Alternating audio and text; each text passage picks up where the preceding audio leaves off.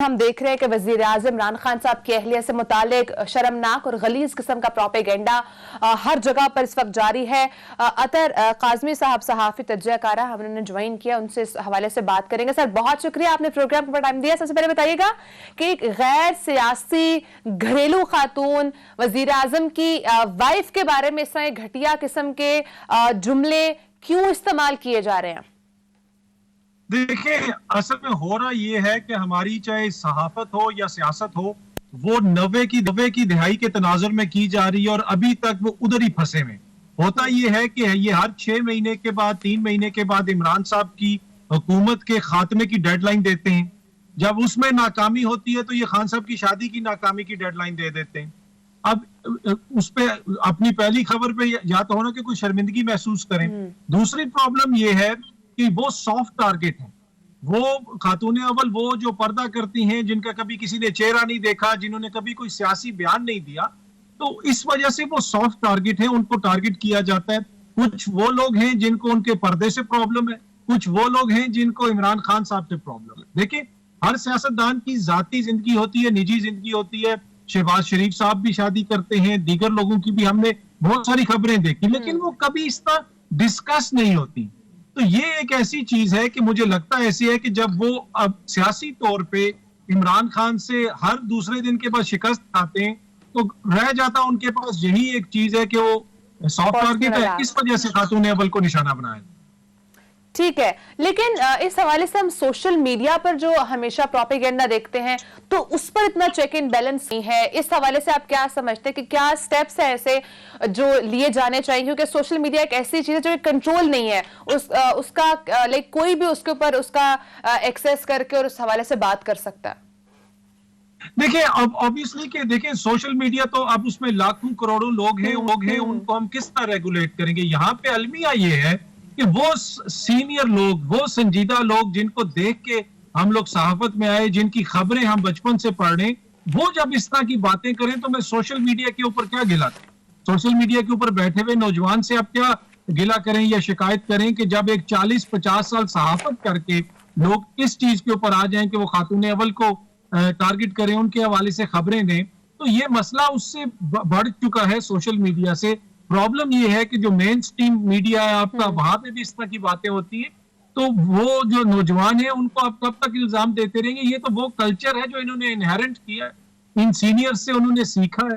फिर यही वजह है कि ये सिर्फ खातून अव्वल तक महदूद नहीं है। अगर मरियम बीबी को कोई टारगेट करे, किसी और को कोई टारगेट करे, सब चीजें काबिल मजम्मत हैं, लेकिन ये वो चीजें हैं जो हमें विरसे में मिली हैं, ये वो चीजें नहीं है जो हमने मुतारिफ करवाई है। ठीक है, लेकिन अदील मैं इसी पॉइंट पे आपकी तरफ आऊंगी। ठीक है, बात तो होती है, चाहे वो सोशल मीडिया हो, चाहे वो इलेक्ट्रॉनिक मीडिया हो, मेन स्ट्रीम मीडिया हो या न्यूज़पेपर्स हो, लेकिन आपको नहीं लगता कि इनके हवाले से कोई रूल्स एंड रेगुलेशंस होने चाहिए ताकि अगर कोई बात करता है तो उस हवाले से कोई सजा का अमल होना चाहिए, ताकि एटलीस्ट अगर एक एग्जाम्पल हम सेट करेंगे तो ही इस चीज को स्टॉप किया जा सकता?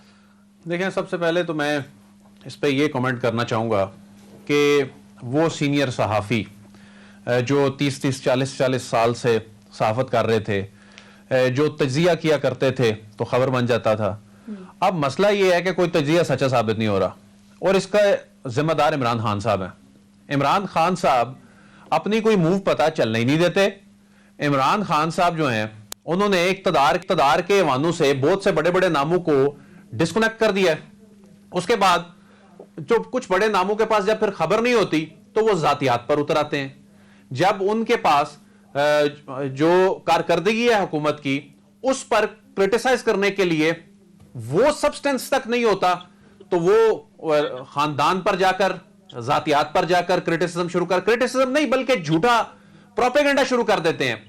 और मैं समझता हूं कि इमरान खान साहब के दौर में जहां बड़े बड़े सियासतदान एक्सपोज हुए हैं, वहां बड़े बड़े कई सहाफी भी एक्सपोज हुए हैं।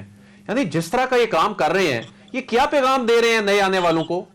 ये क्या बता रहे हैं? इस तरह होती है सहाफत? पहले आप ये समझते हैं अदील के पहले हमें जो मेन स्ट्रीम मीडिया है, जो हमारे पुराने लोग हैं, उनको कंट्रोल करना चाहिए। ये वहां से ही ये वही शरारत करते हैं ना, वो किसी हफ्तरोजा में खबर छाप दी, उसके बाद ट्वीट कर दी, उसके बाद अच्छा इनकी हर दूसरे दिन कई बड़े नामों की खबरें जो हैं वो चूंकि बाउंस हो जाती हैं, उस पे बजाय इसके कि शर्मिंदगी में जाकर उस पर कोई माजरत करें, वो यहां पर आकर इस अंदाज में प्रोपेगेंडा शुरू कर देते हैं। जहां तक मामला है कानून के हवाले से, जिस मुल्क में वजीर आजम और उनकी अहलिया के खिलाफ प्रोपेगेंडा हो रहा हो और वहां पर कानून हरकत में ना आए, मुतलका इदारे हरकत में ना आए, अदालतों से इंसाफ ना मिले, तो वहां पर आम आदमी का क्या हाल होगा।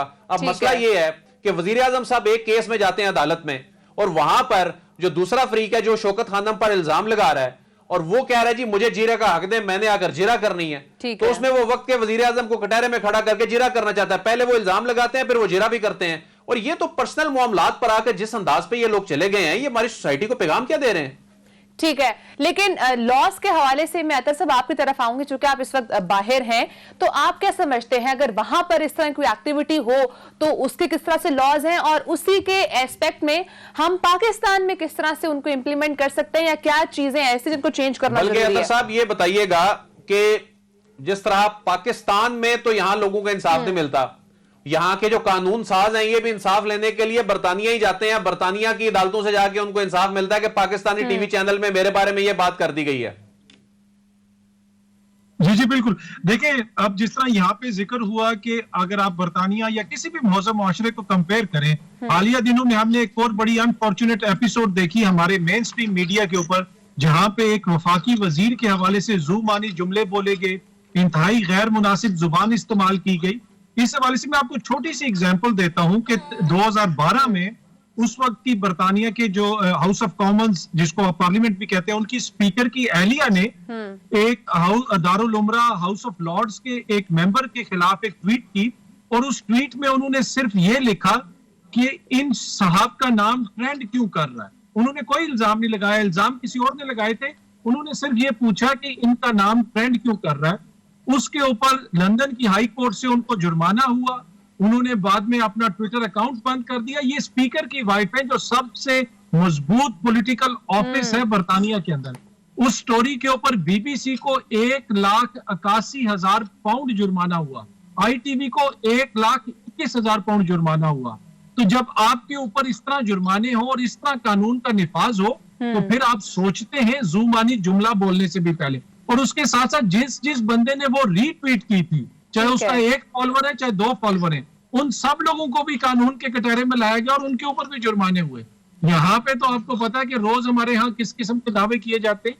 तो ये जो आजादी सहाफत है, मादर पिदर आजाद, ये हमारे मुआशरों के लिए है और मगरिब पसंद भी वहां पे करता है, अपने यहाँ इसकी इजाजत नहीं देता। ठीक है, यानी कि यहाँ पर भी जो कुछ सोशल मीडिया लॉज हैं या मुख्तलिफ लॉज हैं डिफेमेशन के हवाले से, उनमें तब्दीली होनी चाहिए, आप ये समझते हैं? देखें, यहाँ पर पाकिस्तान में जब भी फवाद चौधरी साहब कानून में तब्दीली की बात करते हैं, कवानीन को यकजा करने की बात करते हैं, तो यहाँ पर शोर मच जाता है। इस वक्त पाकिस्तान में कानून को यकजा करने की इसलिए जरूरत है कि एक क्लिप जो टीवी चैनल पर चलता है वो क्लिप जाकर सोशल मीडिया पर चलता है, वही चीज जो है मुख्तलिफ प्लेटफॉर्म पर जाती है, उस कानून के दायरे से बाहर निकल जाती है। एक चीज अखबार में छपती है, अब ये अखबार में ही जाली खबर छापी गई थी ना, ये वजीर आजम की अहलिया से मुतल्लिक, अब ये सोशल मीडिया पर ट्रेंड करने लग पड़ी। इस वक्त की जरूरत है इन कवानीन को यकजा किया जाए। मसला ये है कि हुकूमत भी डर जाती है कि जी ये तनकीद शुरू हो जाती है, आप आजादी इजहार पर कदगन लगाने जा रहे हैं, और अब मेरे ख्याल में आने वाले दिनों में इस तरह की कुछ खबरें शायद सुनने को मिलेंगी कि हुकूमत भी इस मामले पे कुछ संजीदगी का मुजाहरा करेगी। मैं यही सेम क्वेश्चन अतर साहब आपसे भी करूंगी कि आप जिस तरह भी अदील ने भी कहा है कि यहाँ पर अगर लॉ चेंज करने की बात की जाए या उनको कलेक्टिव करने की भी बात की जाए, तो यहाँ पर एक और बहुत बड़ा हंगामा शुरू हो जाता है। जैसे फॉर एग्जांपल अभी हमने देखा क्रिमिनल लॉ के हवाले से, जब उसको चेंज करने के हवाले से जब बात हो रही थी, तो सुप्रीम कोर्ट बार खड़ी हो गई कि उसके खिलाफ खड़ी बातें होना शुरू हो गई। तो आप क्या समझते हैं कि चेंज करना इस वक्त जरूरी है, वक्त की जरूरत बन चुका है? देखिए, हर चीज को आपको रेगुलेट करना पड़ता है। आजादी की सबसे बड़ी जमानत होती है डिसिप्लिन। जब तक आपका कोई डिसिप्लिन नहीं होगा, कोई कानून का दायरा नहीं होगा, तो आप आजादी की गारंटी नहीं दे सकते। आजादी का मतलब ये नहीं है कि अगर मुझे यहाँ पे आपके टीवी चैनल पे आके बात करने की इजाजत है तो मैं जो मर्जी बोलता रहूं। कुछ हयूद और कयूद मतलब हदूद के दरमियान रह के मुझे बात करनी पड़ेगी। तो जब तक कोई कानून ऐसा नहीं बढ़ेगा, हम कोई ऐसे अपने नहीं रखेंगे कि यहाँ के ये दायरा है, इस दायरे के अंदर रह के हमने चीजों को करना है, तो यकीनन प्रॉब्लम होगी। लेकिन मसला ये है मारिया, आखिर में छोटी सी बात करता जाऊं, किसी इस्लामाबाद के अंदर हमने देखा कि हाई कोर्ट के ऊपर अदालत के ऊपर वकला ने हमला कर दिया, तो क्या किसी वकील को सजा हुई? नहीं। फिर हम मीडिया से या किसी और से क्या उम्मीद रखें? अदालतें तो ठीक अपना है। तहफ़्फ़ुज़ नहीं कर सकती, तो हमारा क्या पॉइंट तहफ़्फ़ुज़ टेकन। करें? बहुत शुक्रिया कि आपने प्रोग्राम को पर टाइम दिया है। वही फ्रीडम ऑफ एक्सप्रेशन की आप बात करते हैं तो आपको पता होना चाहिए आप क्या बात कर रहे हैं, और किसी से जो भी आप बात कर रहे हैं उसकी किसी शख्स से दिल आजारी ना हो।